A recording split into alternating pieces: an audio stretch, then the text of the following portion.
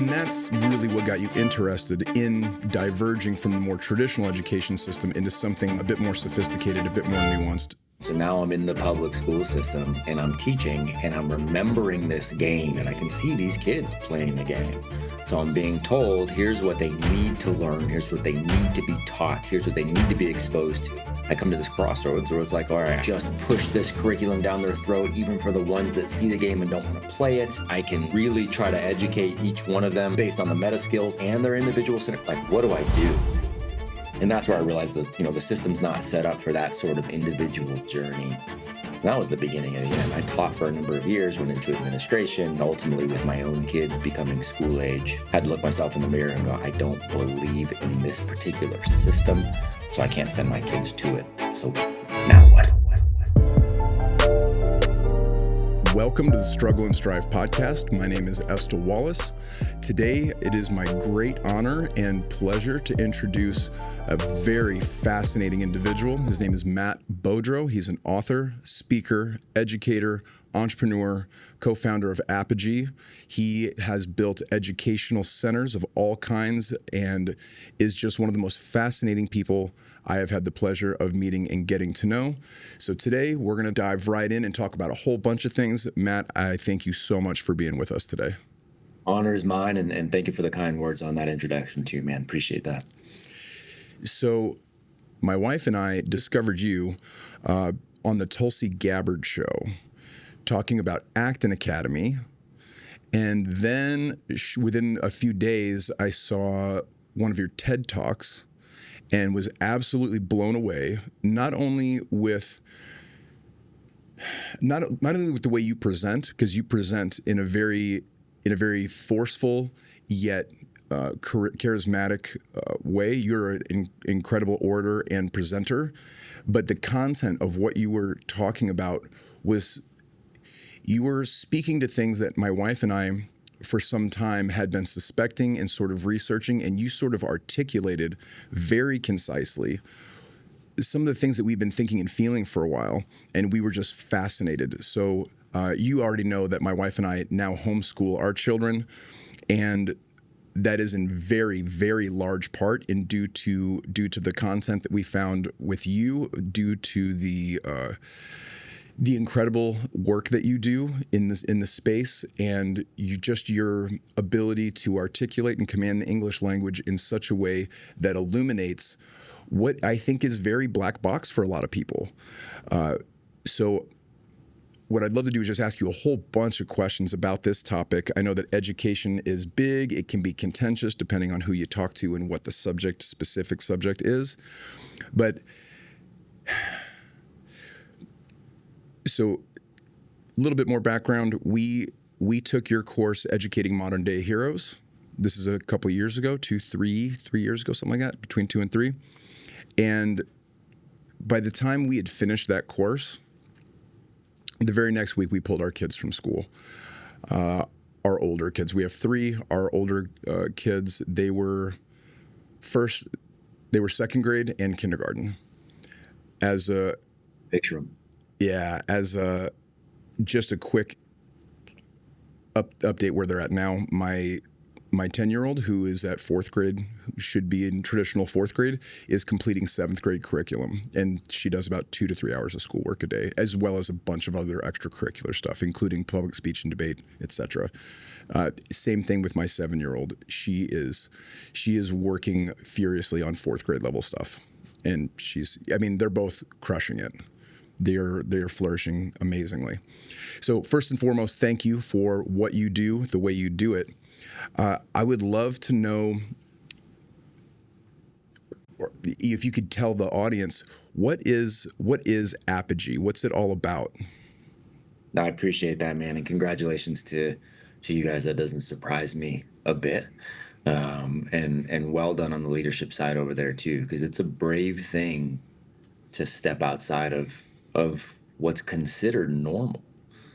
And you guys have done that, and you've done it well, you've led well. And so when parents do that, when they get it, and again, when I say I can picture them, I can picture being on calls and having them in the background. I remember seeing I can picture you and your wife in the car on occasions. I remember these conversations, man. And so, well done to you guys leading like that, and earning the understanding, because it's sometimes you have to, you even when you hear somebody speak and it resonates, you still have to have that bravery to pull the string and jump in there, man. So I just want to give you kudos on that. So um, Apogee is really full family education.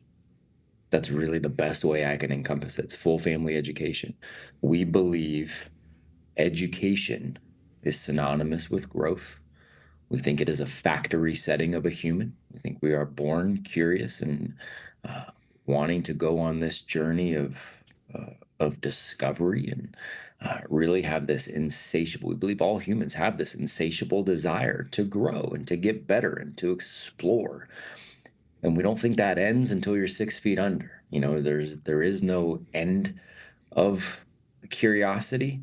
There is no ability, at least as far as I'm aware of. Maybe Elon will change this, but to learn all there is to learn in this world, I think we're all going to be far from it when our time comes. And, God willing, we get to be, 120. You're still going to know 1% of 1% of 1% of all there is to know.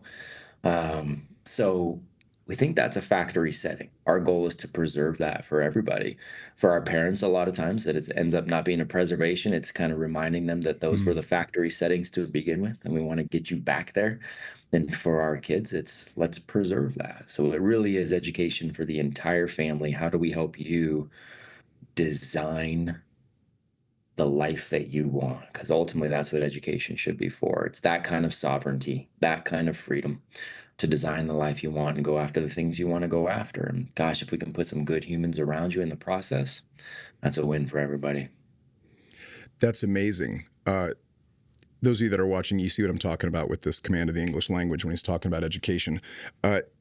So Apogee is something that can be done in a home environment, can be done in a let's not use the word traditional classroom, but in like sort of a hybrid communal, like Yes, sir. sort of like a traditional school setup.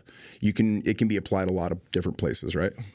Yes, sir. That's correct. Yeah, we've got families like yourself that home educate, and then we have these tribes that come together. We've placed Tribes, that's good. these verticals. We talk about these verticals almost as if they're each individual fingers, but ultimately on the same hand. And so we do have men, women, teens that are solo. Maybe they're the only ones in their family that are associated with Apogee in any way, and they integrate with the specific mentorship programs that we have. That Mm. is a possibility. And then we have where all of those come together, which are our campuses. And some of these campuses are run in a more traditional classroom looking space. We have a number of CrossFit gym owners who run their Apogee campus out of a CrossFit gym or out of a martial arts That's studio, pretty or sick. we have a number of those kinds of scenarios right there. And they're built in the tribes where kids will come during the day, but parents will come during the day too, and they'll all work together. They'll work out together. They'll all go, tackle projects and things like that together too. So, again, we can't have sovereignty. We can't speak about sovereignty and freedom if we don't give people that actual thing. And so they choose how they want to build that tribe, locally. Gosh, that's rad. The Uh, best. Still just trying to lay the foundation here. Can you explain for us what the basic pillars or tenets of educating future-proof kids is? Educating young heroes. What are like the main chunks? Great question. And so that's the question we come back to with our tribe often, and we want to be careful to come back. So there's a Japanese concept called hashuri, and so it's a three-step uh, process of growth. It's an idea around the growth of a human, and the idea is that step one is you come in as the novice. You want to have the quote unquote rules, left and right boundaries, however we want to define it. You want a roadmap that's laid out for you. And you come in just assuming, okay, I know nothing. And I'll relate it to martial arts quite a bit. And you come into that first time you step into that jujitsu center and you're like, okay, I know nothing. I just want to have that, you know, laid out for me. And so then I'm going to follow that roadmap, and I'm going to follow a mentor or a coach or a number of coaches, a number of mentors. I'm going to follow that roadmap that they have laid out. And then I'm going to come back around. I don't actually get to a final destination. I'm going to come back around once I understand the concepts. I'm going to come back around and I'm going to do those same big overarching ideas, those same big concepts. I'm going to do them again. But now I've got experience enough to where I can bend the rules a little bit to what makes sense for me in my journey in my life. And so I'm gonna play with it. I'm gonna get creative with it. I'll go back through with that creativity, and I'll do that enough times, as many times as I need to, until I can come back through and go, okay, here's my version, my specific, unique version of that roadmap, and I'm going to try that. Now, when I have that, now my responsibility is to continue to come back to that and hone what I want my individual journey to look like while bringing others along and now providing a roadmap for them, right? And so it's this beautiful concept of never-ending growth on an individual level, ultimately to get to the point to share it with others.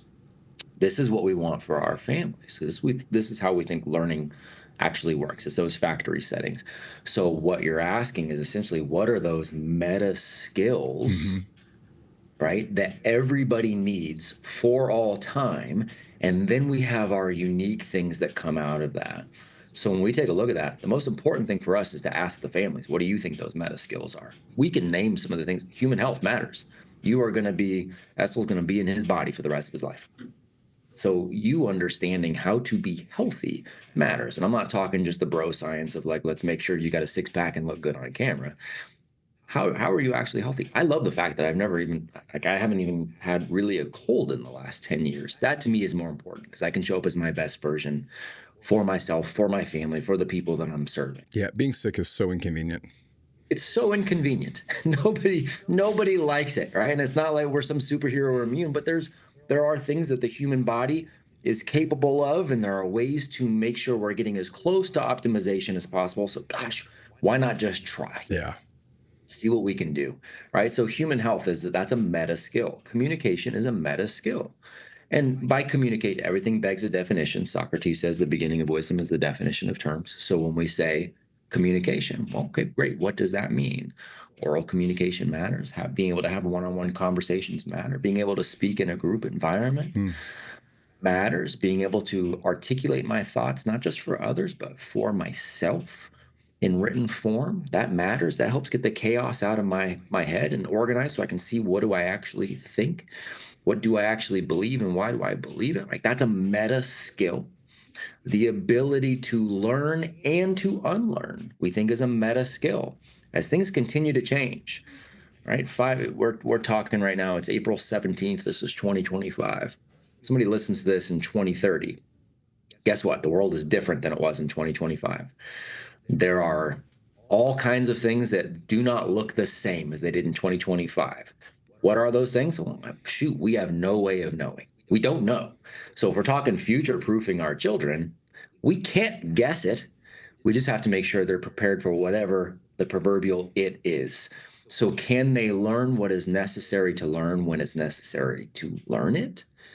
And if whatever that learning curve is creates a scenario where something else is now obsolete, do they have the adaptability and the flexibility to unlearn what's no longer relevant? Right? To me, those are the basic things that really cover everything else. If you've got those in place, then you can adapt everything else to your particular situation. That to me is how we future-proof our kids. There is no guaranteed steps 1 through 10. It's those meta skill things, and then we pay attention to who they are and add anything else that's ancillary. All right, I want to shift gears and get the audience up to speed on how did you get your start in education? It's funny because depending on the angle that we're taking, sometimes I tell people that my start in education happened as a 4-year-old kindergartner. And sometimes I can tell them it started because, my wife and I were working at Abercrombie and Fitch. And both of those things are true, by the way, just in different ways. I was always really, really good at school, and I'm not that smart. I just figured out early on I can see patterns. And so Mm. I figured out early on the pattern of school. So I figured out how to do well in school without really trying. There wasn't a lot of learning that was taking place, but I saw that pattern. And that's relevant because later on down the road, this journey of working at Abercrombie and Fitch, which happenstance, I meet somebody that takes me out of there and I go work for him at his company, which allowed me to meet somebody that brought me to Stanford University. Right. And so then I'm working at Stanford, seeing all these young people who are extraordinarily intelligent, but they were struggling with some of the things we were talking about. They couldn't adapt.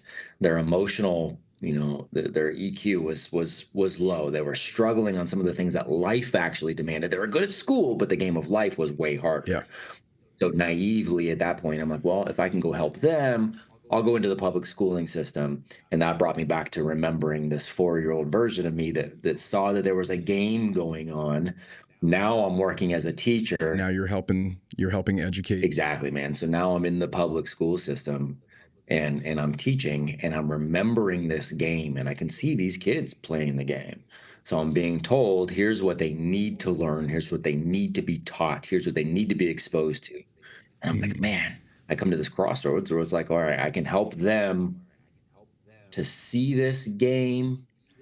I can just push this curriculum down their throat, even for the ones that see the game and don't want to play it. I can really try to educate each one of them based on the meta skills and their individual like, what do I do? And that's where I realized that the system's not set up for that sort of individual level, that sort of individual journey. And that was the beginning of the end. I taught for a number of years, went into administration, went into private schools that are much aligned much the same, and ultimately with my own kids becoming school age, I had to look myself in the mirror and go, I don't believe in this particular system, so I can't send my kids to it. So now what? Hmm. Mm. So you worked professionally as an educator in that world for some time, and that's where a lot of this stuff sort of Yeah, I synthesized. became disillusioned, kind of disenfranchised with what we were doing there.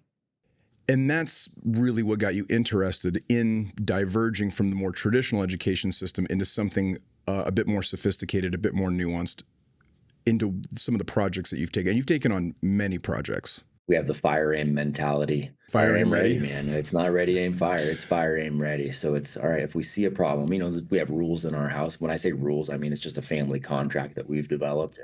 One of those rules is no complaining, fix it. So if it's something worth making a fuss about, find a solution. If you're not willing to find a solution, you must not care that much. And so I took that to heart too. And so the fire aim ready mentality really is, okay, can I provide a solution here and here and here? And then gosh, is there a pattern here where all of these lanes can converge and I can help other humans do the same? So yeah, that's been the mentality for a while. That's amazing. We have a family contract inspired by you. We have our homeschool environment. We also educate my wife's best friend's children a couple days a week. They join and they have a contract likewise that they've all signed. They've all come up with together and with some leadership and then signed. It's fascinating. When people come over to the house, I usually show it to them, and people usually trip when they see it.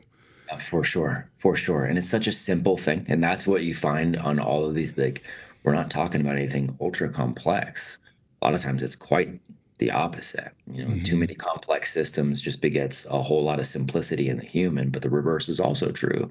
If you've got good, simple processes in place, the complexity of a human is allowed to shine and come out. That's what we want.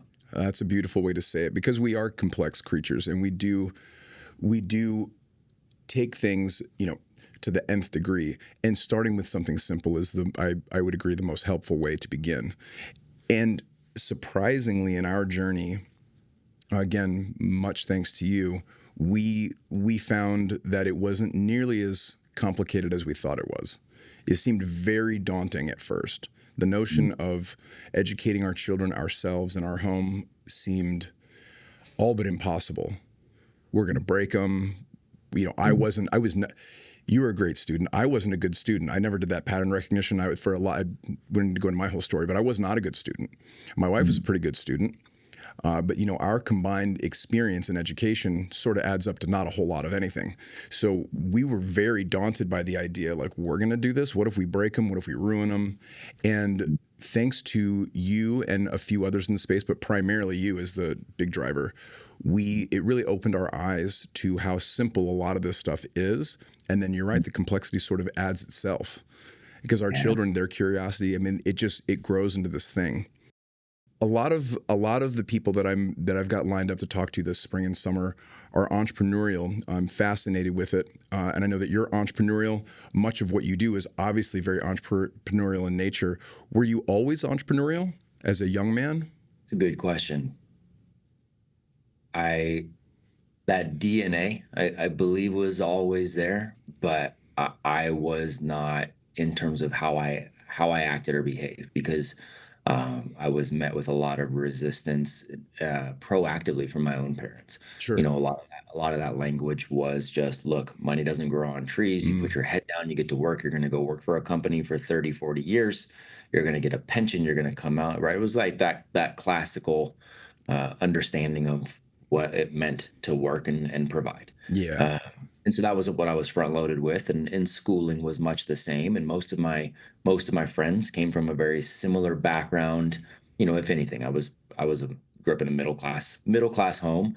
But what was interesting is I had a really unique, I think, schooling experience or community that I lived in, because I also had friends uh, who very much were not middle class on both sides. We had some very, I would say the first quote unquote friend or acquaintance that I had the first one that I had that went to jail for murder was when we were in 8th grade. Wow.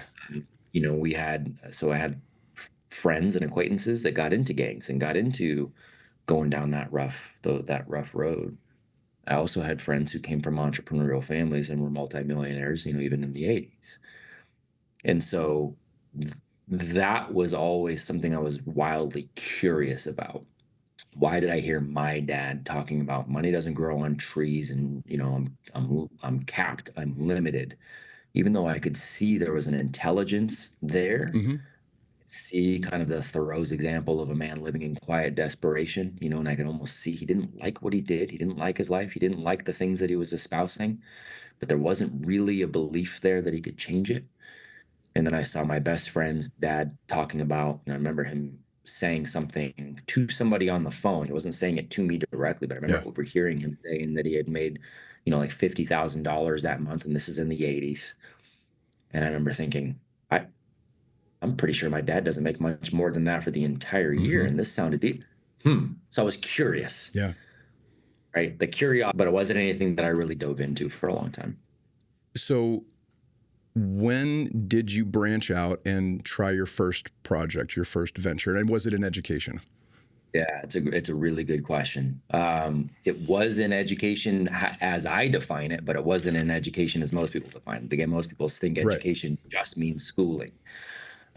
For me, working at Stanford and starting to build out this corporate training program there, I started to realize that I wouldn't say I was good at it at the time. I was proficient, maybe. Good, no. But I enjoyed speaking to others and communicating on stage and instructing and leading and training others. I enjoyed it. And I saw that there was at least a drive there and a potential there. I didn't know if I could be extraordinarily good at it. But that was my first venture into really wanting to go into the entrepreneurial world, because I thought, gosh, man, if I could really take this and build something around it. So my first business, as I was launching campuses, my first real business was public speaking, which, morphed into, I ended up training some of the best organizations on the planet, speaking to some of the best companies in the world. How valuable, on a scale of 1 to 10, would you say public speaking or public speech and debate is for young heroes? Man, I love that. I love that question. And again, we tend to think of it as just take a speech class or a debate class. versus really understanding the nuance of communication versus understanding how you and I having the ability to sit down just one-on-one and engaging in civil discourse around something that maybe we just don't agree on whatsoever, how much that translates into my ability to communicate with others, later. To me, it is a meta skill for a reason. Those meta skills are always 10 out of 10 in my book. I'm glad to hear somebody, speak to the contrary, but that to me is one of the primary meta skills. Well, of all the things that I've heard you say that could be controversial or stirring the pot, I don't think public speech being not a meta skill is going to be one of them. I hope not. I hope people, and again, I'm glad to hear somebody speak to the contrary. They would have to come up with a pretty good argument and deliver it on the same platform that we're saying is important. And I think, those all of these things are so, when I say all of these things, I mean speaking, writing, thinking. Those are all so interwoven. You can't speak in an articulate fashion about something that you haven't given substantial thought to. And writing to me is a part of the thinking process above all else. So to me, those things are so interwoven. Of gosh, we talk about wanting to raise critical thinkers. Well, we have to teach them how to think in the first place, and then think about your thinking, because that's what critical thinking actually is. So, there's a lot of layers to that, but it's so important. All right, so you come from a middle class background into the education system. You start to see these patterns. You start to diverge away from traditional education into something a bit more advanced, a bit more nuanced, a bit different from what the mainstream is doing. And that's where you first branch out into entrepreneurial activity. And you have been entrepreneurial since, give or take. Yes, sir. Correct. How long has that been? How many years?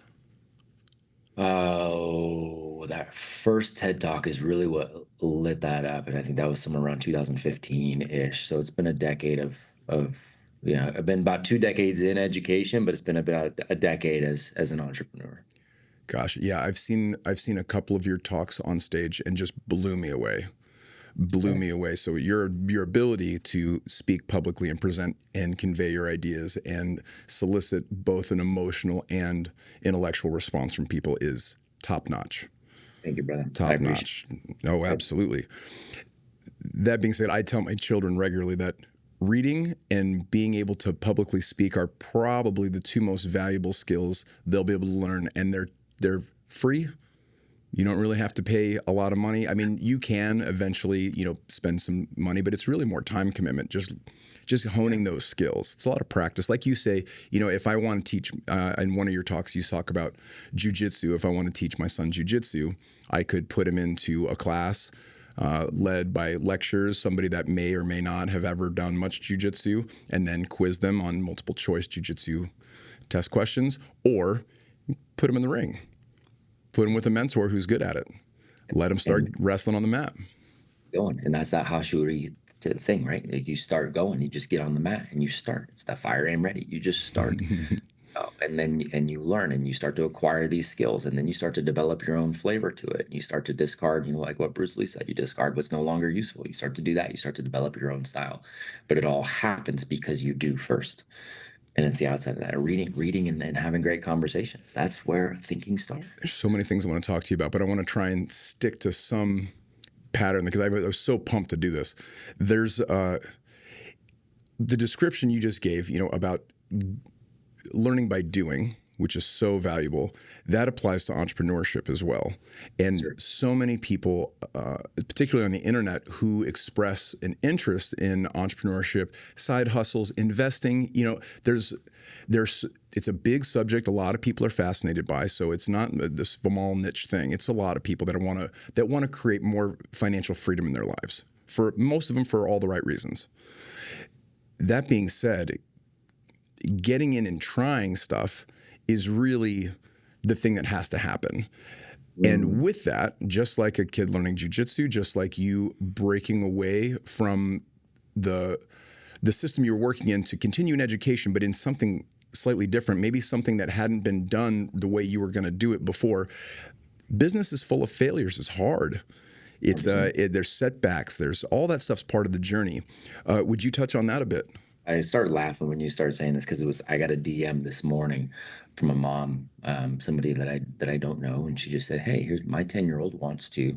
She laid out all of these things that he wants to do around this simple business of taking care of some people in his neighborhood, and he's Mm-hmm. talking about lawn care, and he's talking about power washing their driveways, and he's talking about, right, and she's laying all this stuff out. She goes, "So do you have any advice?" And I said, I, there is no advice I can give you that's any better than what you just laid out as far as his ideas. Yeah. So the advice I have is start and see what happens. And you're going to have to respond from there, and you'll learn what needs to change and if there's a place that you want to focus. But just start. And that's the thing. So when we're talking about entrepreneurship, yeah, and you're talking about failure, a lot of times failure happens before we even start, because we want to develop what we think is the perfect business plan, right? And that Mm-hmm. doesn't exist. And we want to develop all these ideas, and then we start diving into all the reasons why we can't. And we are really amazing as a species at lying to ourselves. Mm. The most eloquent lies are the ones we tell to ourselves, because we can justify, Camus says there's always a philosophy for a lack of courage. We always justify, especially to ourselves, why we should not start something. Because our brain knows all the nuance. Okay, yeah, but I know this is what's happening in my marriage. I know this is what's happening with my kids and their health. I know in our economy, in our state, we can really dive in and say, we can convince ourselves that our situation is different from Mm-hmm. everybody else. Mm-hmm. That is always going to be the number one enemy of you moving forward. It's you. This is why most businesses fail. This is where the failure comes in. It's not because the ideas are bad or the person is stupid or that the economy is this or that whatever the niche or the industry they're going into is. That it's almost never because of that. It's because they'll convince themselves of one of these hardships. And so along the way, they get a little bit of pushback and they get a little bit and they go, see, all those reasons I was wrestling with, that's proof. Mm-hmm. Right? That's proof. Entrepreneurship at its core really, in my experience, comes down to a game of outlasting. Can you outlast your excuses and your BS, not to just just do what you need to do today? Wake up tomorrow and do what you need to do again today. Can you really do that?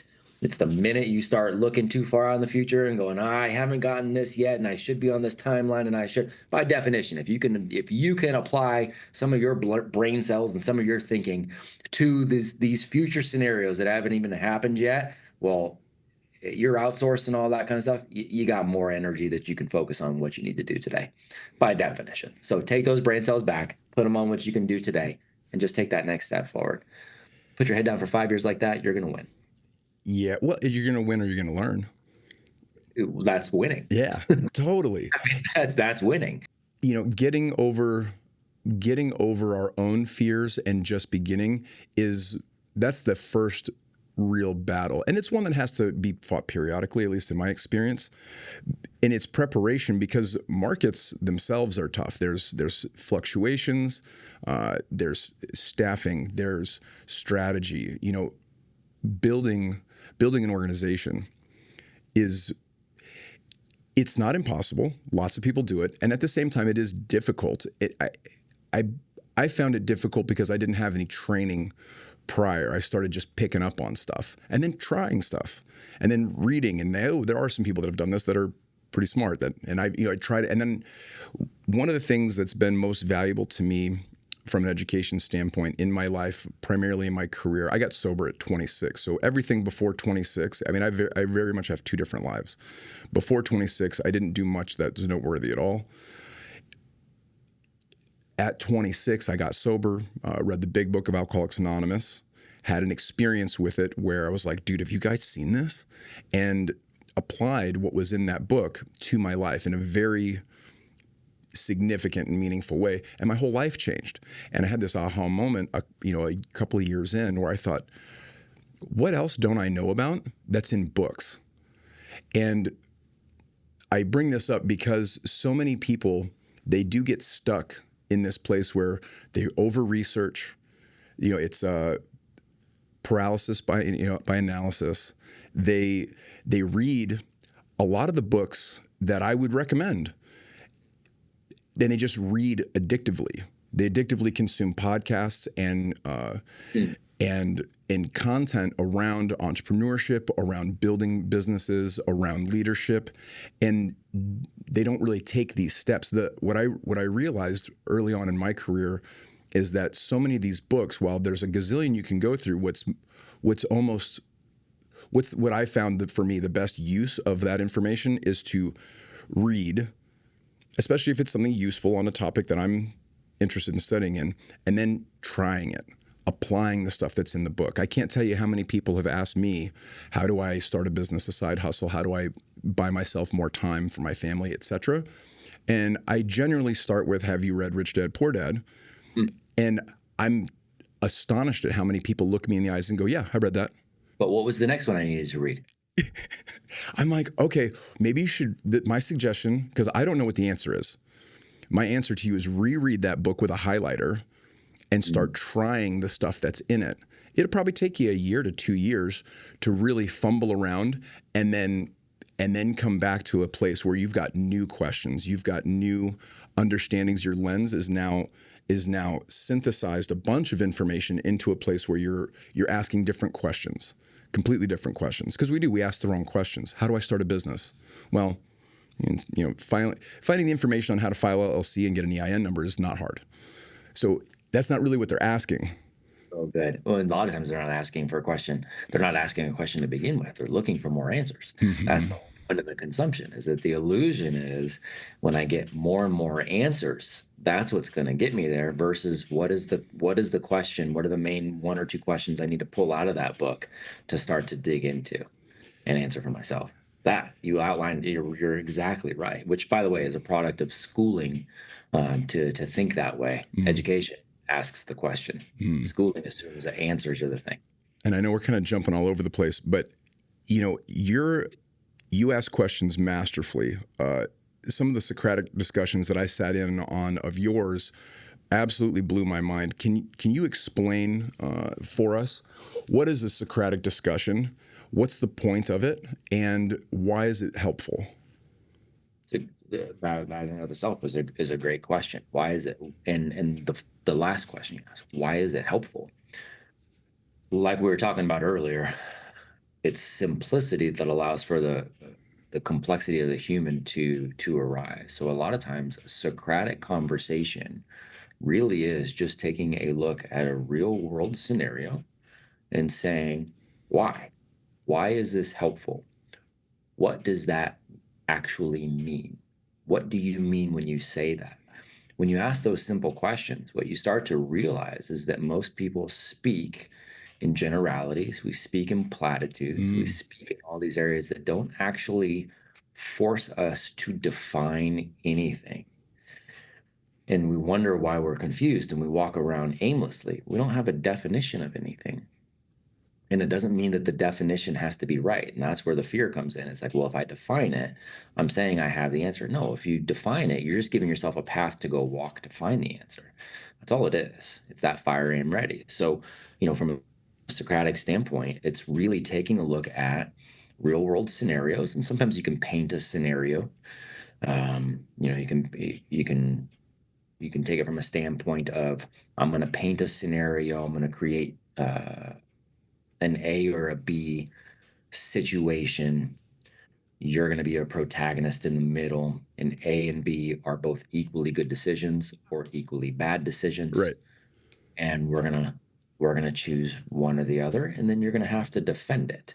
And it's okay to change your mind, but you're going to have to defend that, because it's going to force you to define that. And in the middle of your definition of that, if you speak in a generality or a platitude, we go, wait, hold on.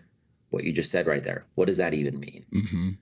Find that more, and you whittle that down until really what you get to is the fundamental basics of what you think, what you believe, why you believe it. That's really the goal. That's it. And it always comes from asking simple questions. Can you give us an example of one? I mean, gosh, here is, so one that I remember using for middle school students, and I didn't create this example, but it was one that I watched taking place. And I adopted it and ended up using for middle school students overall. So it was probably the first time I was exposed to like the A and B type scenario. Um, you are in the middle, so 1986, right? The Challenger goes up, and I watched it happen. Watched it happen. So did I. I remember that. I remember sitting in school. We were watching it. We're about the same age, I think. Probably are. Yeah. You know, how old am I? 45. I'm 47. 47. Okay, got it. So we're in school. We're watching this take place, right? I remember watching that in grade school. Challenger goes up, and so for those of you that don't know anything about that, it's worth a YouTube search, because you'll actually see what we saw when we were sitting in school. Man, Challenger goes up. It was a big thing. Everybody was really, really excited. And it goes. I mean, not too long after takeoff, boom. Yeah. Well, and at that time, NASA, there wasn't really any private enterprise controlling or influencing space travel. It was all government. It was all NASA, and all children at all grade levels. We stopped what we were doing in public schools, and we all sat and watched it. So everybody who was in a public school in 1986, we all watched it. Millions of us, tens of millions of us. I remember watching that. I remember too. It's burned in my mind forever. It's burned in. Same, man. I can remember where I was sitting in the classroom as we watched this, right? So, we got that whole scenario, right? So 1986, Challenger goes up, boom. And then Ronald Reagan is president at the time. And so what we'll do is we'll set this was beautifully done. A background was set for these young people to wrestle with a scenario. So they see the Challenger explode just like we did in real time. And then we'll flash to Ronald Reagan. And Ronald Reagan gave a wonderful address to the nation afterwards. It was a very heartfelt, very leadership-fueled address to the nation. And then we'll stop and go, okay, you, student, you, parent, you, whoever we're doing this conversation with, you're now Ronald Reagan immediately after this happened. You've got a hard decision to make. You don't ever want this to happen again. So do you double NASA's funding? And we can paint all these, scenarios where the funding comes from, where this money's going to come from, and we can play with all of these little variables, right? We're going to increase taxes. We're going to take it from this other government program, that's going to have a ripple effect over here. We can paint any number of scenarios, but ultimately what it is are you going to double NASA's funding so that this never ever happens again? Or are you going to completely dismantle NASA, end it altogether so that this never happens again? And the beauty of a good scenario like that is you can go, okay, well, I see how both sides are an answer, but they're both two sides of an extreme. And the answer is somewhere in the middle. Yeah, it probably is, but you don't get to do that. Yeah. You don't get to have the cop out of that. You've got to actually choose one side or the other. Think about the ripple effects that will take place from that, and you've got to defend that side, even if you don't fully agree that that's it. And that's the beauty of it. It's not about getting to a right answer. It's about thinking through which one resonates the most and why, and how can I defend this fully. It's just training yourself to think about your thinking. That's all it is. It's not about getting to so powerful. It's not about getting to the answer. And that's the problem. That's what we do. And we do it as parents too. We just want to get to that answer. We want to get you to get to that answer that we want you to have. But we kill the thinking out of that. So that's the whole point. It's just making you think about your thinking. Gosh, we do it in business constantly. We get faced with a challenge, and there's not one right answer. It doesn't work that way. There are, out of a world of infinite possible solutions, I could probably take any challenge, and me and a team can come up with a half dozen very viable solutions, and then narrow that down to 2 or 3. And then we just pick one that we like, right? We're not like, this is the way it has to be done. We're like, we think this is probably best given our situation, our circumstances, our resources. Man. And those are tough calls to make. All Those are of them. tough calls to make. But the beauty is, if you can take a look at any scenario and you've got your default answer, whatever your default is, of just like, okay, this is where I think we should go. If you can walk yourself through an exercise where you've got a default answer and you can prove that, you can speak to why that's a great answer. And then you can also articulate the opposite of that answer and force yourself to prove that as well. Then you can go forward and actually make an educated choice on what you are doing because you have proved to the best of your ability all sides of this. It's what we call steel manning. It's a huge part of all of our programs is steel manning. It is, how do I get myself to prove the opposite side correct? If I can prove them correct to the best of my ability, then, and I can still work to prove myself correct in this too. Now I get to actually choose what it is I really believe. We do it with spirituality a lot because it's an easy place because people will take a really hard emotional stance on whatever their spiritual background is. And that's fine. I want them to, I want them to, I think that's great. And then we will force them to prove themselves incorrect as far as like their spiritual beliefs. And when you can do that, now you're in a dangerous level of thinking critically, and that's Yeah. such a freaking good thing. It is incredible the way you're inspiring people. I mean, the internet particularly, which I feel like the internet, like on social media, is just like walking through the Vegas Strip at like 2 a.m. There's like it's just like any and everything happening, and the craziest stuff is being said. And there's so little in the mainstream media. There's so little of what you're describing. This type of intentional back and forth, understanding and articulating multiple sides, because it's almost like what sells is these dichotomies sell, like where like I'm diametrically opposed to this, or like you're on our team versus their team. And it's not even just in politics. There's so many issues that you can unpack, and there's like it's like binary, these two sides. But the truth is, we're looking at an almost infinite world of possibilities when it comes to any challenge. And identifying with one school of thought versus another, enemy to that school of thought isn't always the best way to get to an answer. I think it's important to study those, but You bet. And it's like we have this concept where it's like, if I will work to articulate the quote unquote enemy's side, paying homage to that enemy. Well, no. When I go take a look at my own beliefs in any area and I go, okay, how do I prove myself incorrect on this? One of two things happens.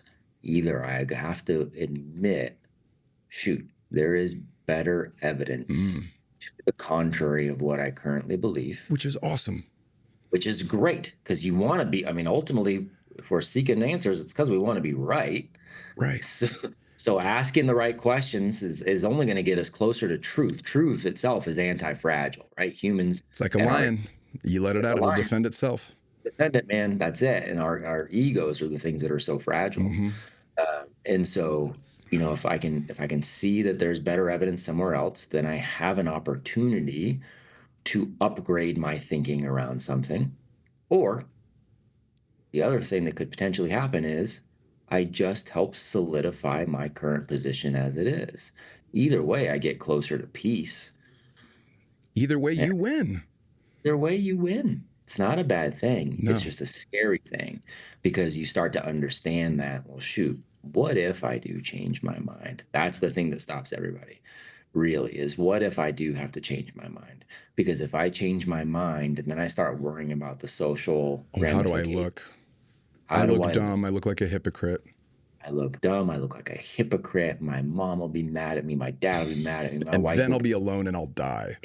That's it. Right? We go there. We take it to the nth degree and go, that is what's going to happen. I better just stop here.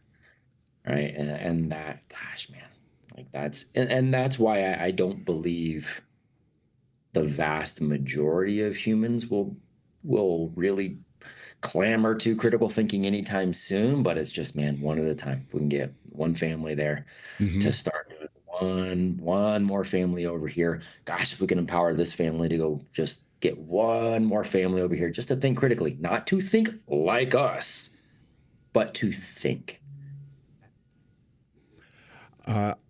I want to shift gears a little bit and touch on something else. So in the last many years, you've become fairly famous. You've gotten quite a bit of attention.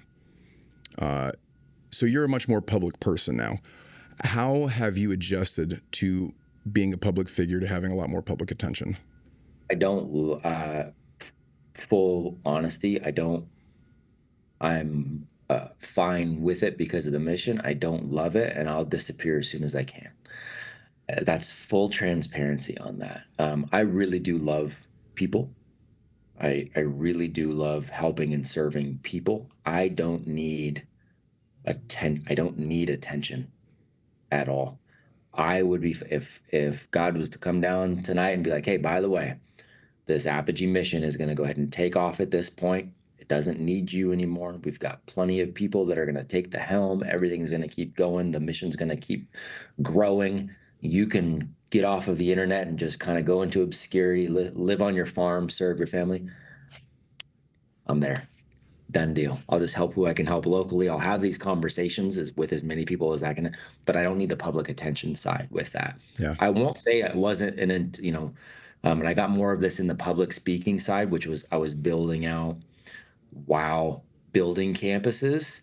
There was a short period of time where it was like, oh man, that's cool. That's an intoxicating sort of thing. Mm. It's cool to have people want to come talk to you afterwards. It's cool to get recognized when you're somewhere, Hmm. you know, and have somebody that's cool. And then eventually it's like, you're not that cool, and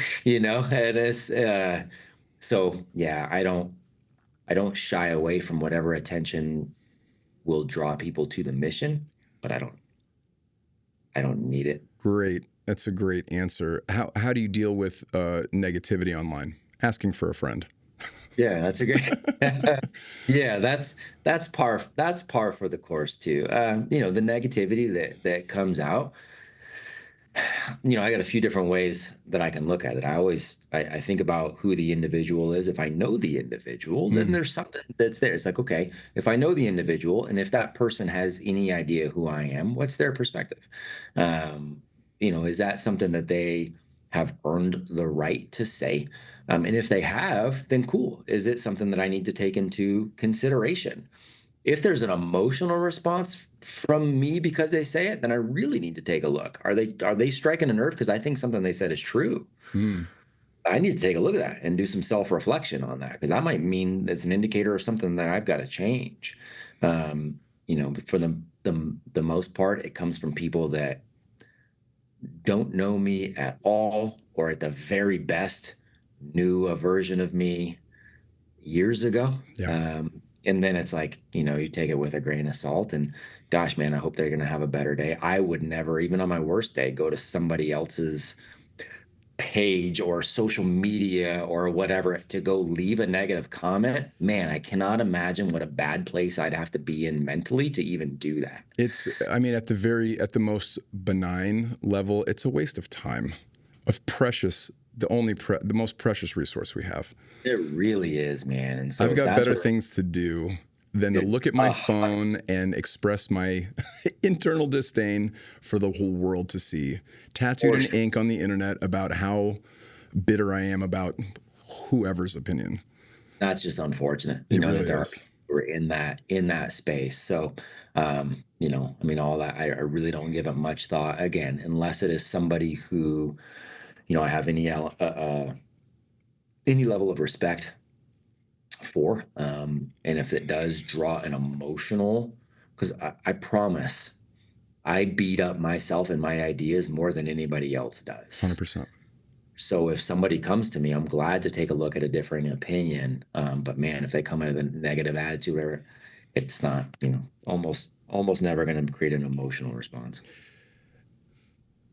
So you and your teams, you guys talk about mentorship a lot. I was on the Apogee Strong website last night, and you've got these 12 modules. I just want to name them, and if we could take like a few seconds for you to describe each one, because Yeah. just reading them out loud, I think for people that are being exposed to this for the first time, I think is super inspiring.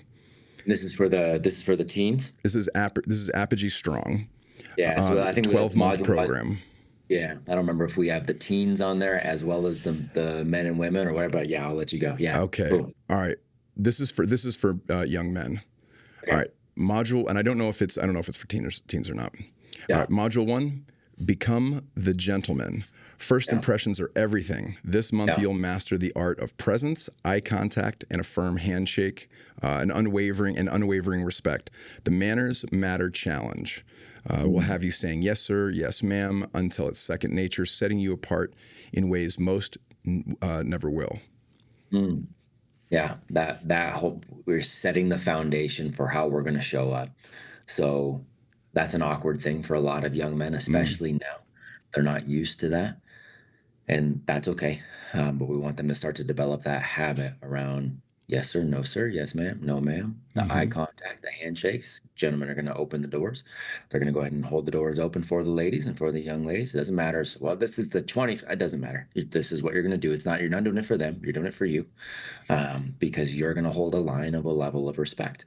And then let's just see. Let's see how the world responds. Let's see what happens. Eventually, it becomes comfortable for you too, but let's see what happens to the world around you. Yeah, it's not just theory. It's how does the market respond? Correct. Correct.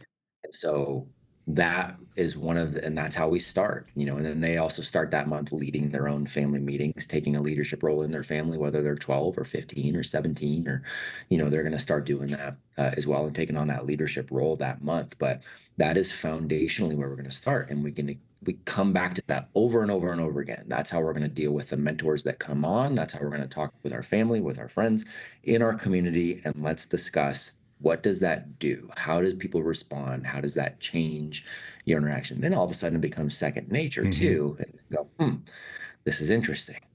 It is fascinating when they start to, because I can tell the stories of people meeting some of the young men and coming back to me and going, oh my, you would think I introduced them to Jesus. Like they were just, all it was a young man who looked them in the eye, shook their hand and said, yes, sir. But they just don't see it very often. So I can tell those stories all day long. But when the young man goes, people respond to me differently. My relationships are different. Opportunities are there that were never there before. And the only thing they can see is that they're showing up as that polite, respectful version. That's when it's cool to see when it clicks for them. Amazing. Module 2, build your reputation. Your name is your currency. Yeah. So we want to create something out of all of this. And reputation matters in today's day and age. For the young bucks, we might say, hey, we're going to build the brand of you. And when I talk to the parents, it's like, yeah, brand is just what we used to call reputation. All right, we want to build a strong reputation. Most importantly, we want to prove to people that you are who you say you are. At the end of the day, we want them to prove to themselves they are who they say they are. Right. And so what they're doing is they're building out a digital portfolio of their work. They're learning early, okay, as I go do all these things, I'm going to build a portfolio of my work that I can show the world. I am who I say I am, and I've actually taken action on some important things. But then again, they can go back and take a look for themselves and go, wait a second, I've shown up and done some pretty cool stuff. What else can I do? That's the point. Module 3, be ready. Prepared men don't panic, they execute. Yeah, so there's preparation, not in terms of like, hey, we're going to, all get out there and be a quote unquote prepper, but there are preparing for how do I show up in the environments that I'm in most often? So they're doing everything in that month, from creating emergency plans to, taking a look at CPR and first aid. And then they also start doing interviews during those months too, where they're interviewing law enforcement, first responders, and starting to dive into the mindset of those that are there protecting our society. Invaluable. Module 4, command the room. Real leaders don't just enter a room, they own it. What's that about? Yeah. So again, diving into some of the interview sides of these things. They're interviewing leaders, they're interviewing CEOs, they're interviewing those that have positions of power. And so diving into, and I don't mean power is something to be abused, but something in terms of leadership. Yeah. People who are leading provably, and all aligned with the code. So they're having those interviews, and they're taking a look at presence and communication and body language, and we're diving into some exercises around that. So critical. And there's a huge difference between a man who is domineering versus someone who can command presence. Exactly. And who has earned the right to have that kind of presence. Mm-hmm. You mentioned mentors, and let's put a pin in this for a second. Tell me a little bit about how mentorship is applied to all of the projects and programs. Yeah, the mentors always matter, and one of the things that we're extraordinarily intentional about is the humans have a way of provide what's called a halo effect. We'll put the halo effect on something where we'll see somebody is really, really good at something, and so all of a sudden we'll assume they're good at everything. And that's never the case. So we're very intentional about the mentors that come in, because they are really, really good in a particular area. Ideally, they're also living by what we call the code, which is the Bushido code, but it's the Apogee code, and there's, the honor and the loyalty and the integrity and the politeness and the bravery. But they're really, really good at something, and they're further along than we are at something. So they can speak specifically to a high level of operation in a specific area. And we want to be able to connect with them and ask the selfish questions. When I say selfish, I mean, how does your expertise align with my goals, my dreams, my targets? And what question can I ask you that'll help jump me just a little bit in terms of application? It's just like reading a great book. That's really what it is. It's just like reading a great book. And how do I apply that? I'm talking to the person who wrote the book. And how do I apply that? So that's a part of every single one of our programs, is this continuous mentorship. And you never know who you're going to, we have a lot of people who are extraordinarily well-known who have come in. You mentioned Tulsi earlier. Tulsi's come in as a guest mentor for our parents, and, phenomenal human. And people will get so excited, and absolutely, they'll have a great conversation with Tulsi. And sometimes it might be somebody you've never heard of and have no idea what their story is, but then you show up and you go, oh my gosh, that's the one that just changed my life. Yeah. People, you never know, but that's how we take a look at it. All right. Well, I'll talk with you a little bit more about mentorship offline. Yeah. All right. Module 5, get creative. Creativity is not just for artists. Yeah. That module 5. So they've come off the, they're interviewing these CEOs, they're doing a public speaking challenge that's in there, and then go into module 5, and we start diving into a concept that we also integrate with our men's and women's program. And it's this concept of, it's kind of Napoleon Hill's sort of mastermind concept. Todd Herman does a great job and has helped us map out month 1 with our men and women. Todd he was the mental coach for Kobe Bryant. And it's really about developing like a personal mastermind group. So it's, who are the mentors that I can always go to, even if I don't know these people. It's the best way I can frame it, I guess, is for a long time there was the bracelets people would wear, the WWJD, right? What would Jesus do? Yeah.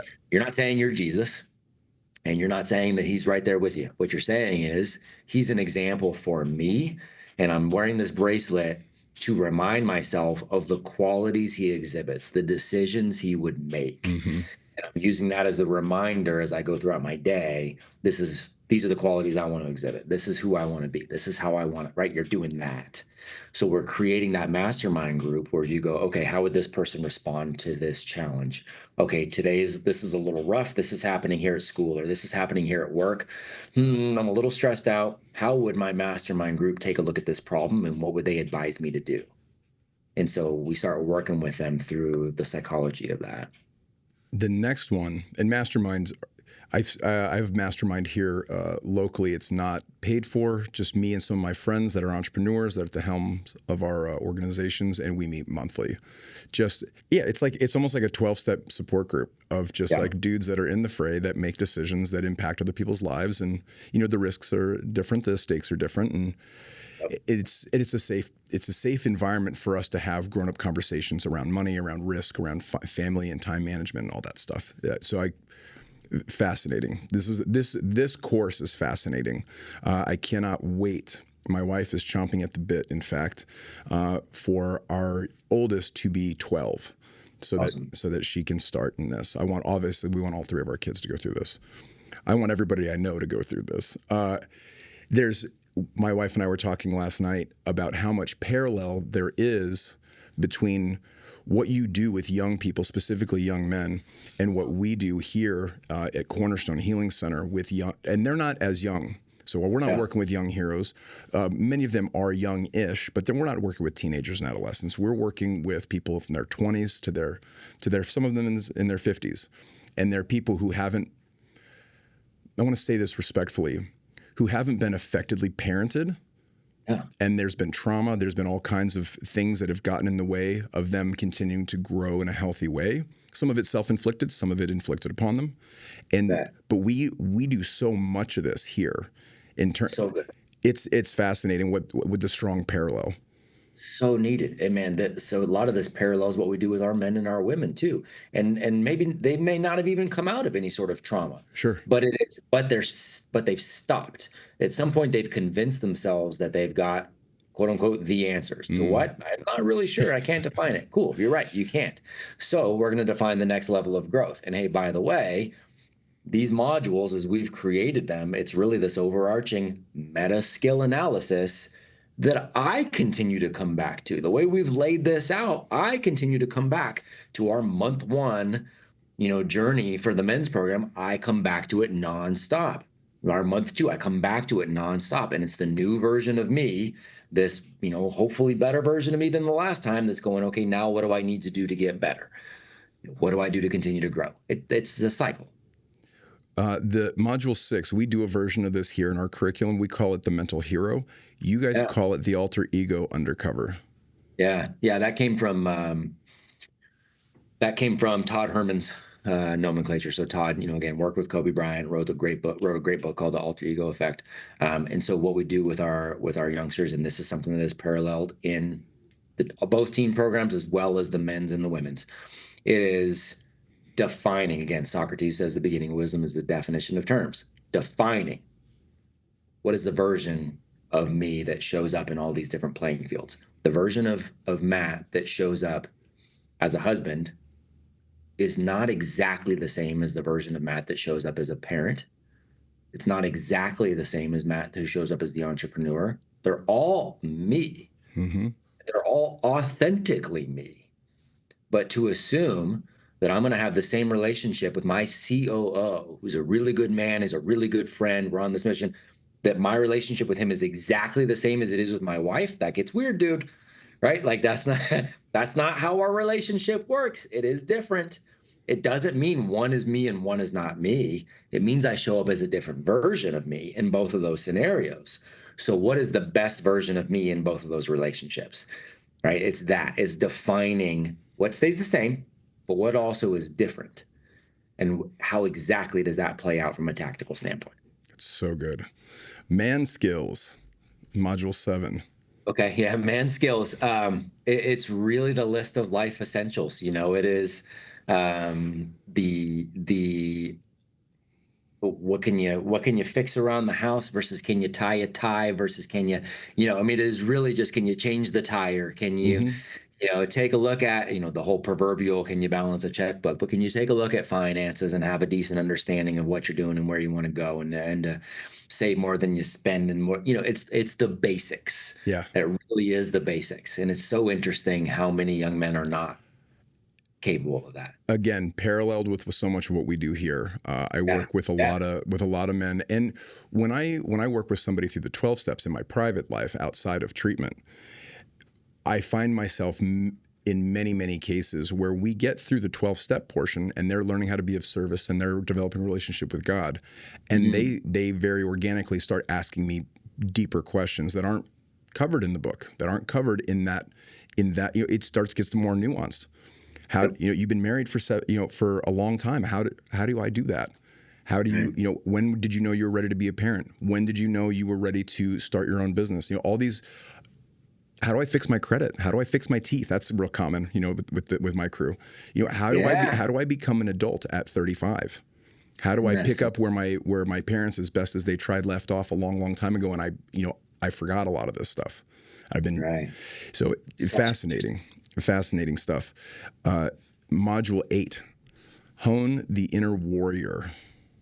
So month 8 is when we start taking a look at, and I say start, I mean, that's their focus for the month. They're going to have had conversations around this prior to, or going to have had mentors around this prior to, but that's really about optimizing human health and the physical disciplines too. So they've got workouts from the very beginning, that they're diving into, but this is where they start taking a look at the importance of food quality, food intake.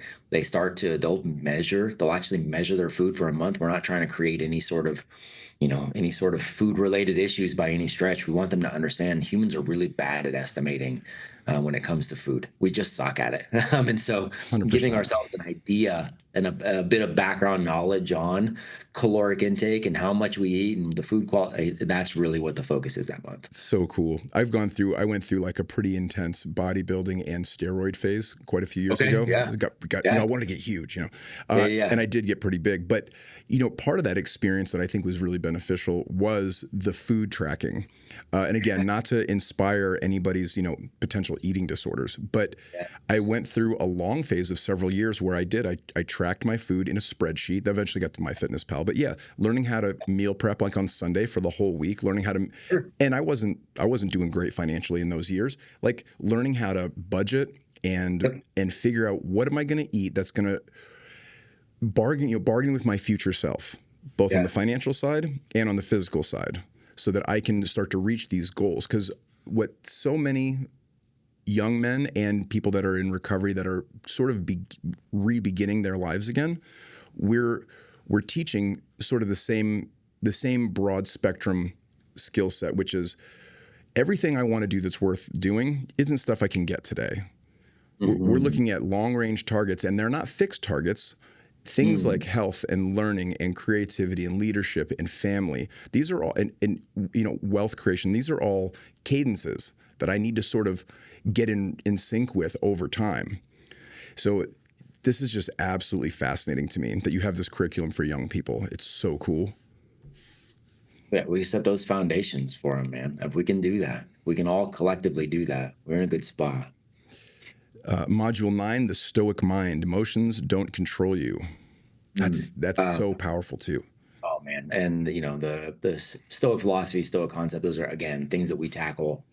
I mean, day one, they're hearing those things nonstop. They're understanding the application of those things from us, from mentors, from the men that are joining on there. But one of the hardest months for young men, in my experience, because we actually have them cut tech that month. Anything that is not just absolutely crucial. If you don't have a job that relies on it or some sort of schooling that we're like, cool, man, we can take a look at that and that's fine. But as far as like TV, video games, social media, can you go 30 days with that gone? Come to ours, I know got the Zoom calls, we're all meeting because all these young men are around the world. So I get it.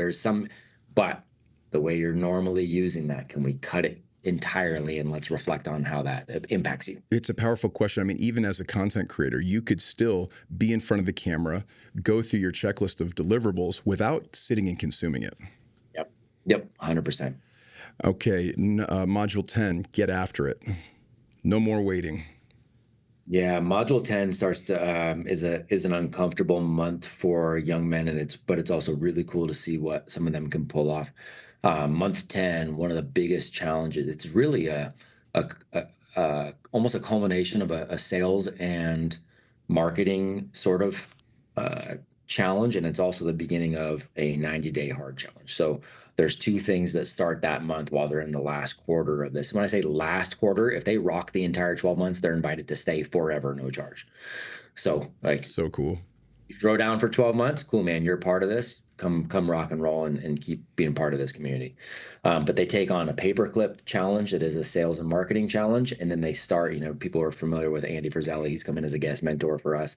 The whole 75 hard, our young men end their last 90 days with us doing 90-day hard, a 90-day version of that. It's a paperclip challenge as well as the 90-day hard. If you guys don't know what the paperclip challenge is, I'm not going to unpack it here. Just run a Google search or a search in YouTube. And watch the TED Talk. Yeah, watch the TED Talk. Yeah. Fascinating. Fascinating. Yep. Module 11, freedom equals responsibility. This is talked about a lot in our home. Yeah, very much so.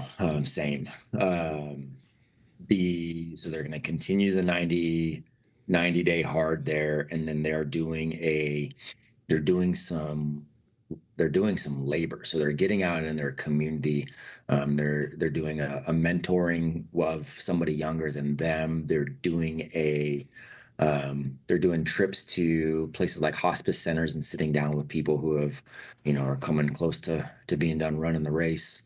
And they are doing kind of these unique undercover challenges where they're attempting to take care of some people in their neighborhood without them being discovered, without they're having to learn, like, So what does good. it look like to serve somebody and get no credit for it? Mm-hmm. If I go mow this neighbor's lawn and he comes home and he sees his lawn mowed and he's like, what the heck? And I don't go say, yeah, it was me that did it.